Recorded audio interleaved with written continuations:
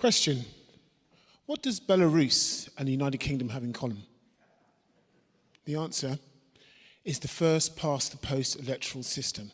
That bastion of democracy, Belarus, shares the same method of electing its officials as we do. Now, I'd be keen to hear what Labour and the Conservative candidates have to say about this, because strangely it's in neither of their manifestos to change the voting system. Social care sector, as well as the NHS, is significantly underfunded, and it's stretched to beyond breaking point. I work as a lecturer in North Herts College, just up the road. So I have seen firsthand the damage that has been caused from the stripping out of funding, certainly in the FE sector that this government has presided over. Cost of living crisis is a crisis in social care, which I've already spoken about. There's a lack of affordable housing in our area. There are poor transport links across the entire constituency. The state of our roads is atrocious. The challenging economic climate for our local businesses.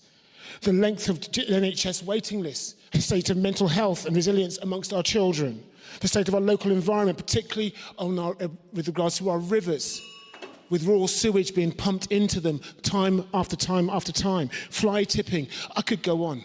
Oh, this is awkward, isn't it? I'm right next to him. I sat here and listened to Ben saying we should do this and we should do that. Of course we should have conversation, but the bottom line is this. Cease fire now. There is no time to waste. People are being slaughtered in their thousands, and of course we could say October the 7th, Hamas was an atrocity. Of course it was. But that just does not justify the widespread slaughter of tens and thousands of people. The environment is the most pressing issue that is affecting both Hitchin and our country as a whole. And I'm proud to stand behind the record of the Liberal Democrats as we campaign to prevent things such as the release of raw sewage into our streams and into our rivers and seas. We put tackling climate change at the heart of everything that we do. Independent Institute for Fiscal Studies has said that there's a conspiracy of silence in both the Labour and the Conservative tax plans.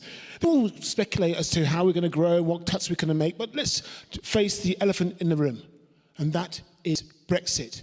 Unless we repair the fractured relationship that we have with the European Union, there is no way that we are going to meet any of our targets in terms of growth. So that is what the Liberal Democrats are in favour of. We're in favour of rejoining the single market at the earliest juncture. Vote for your local champion, someone who will fight to give you a fair deal for you and your family.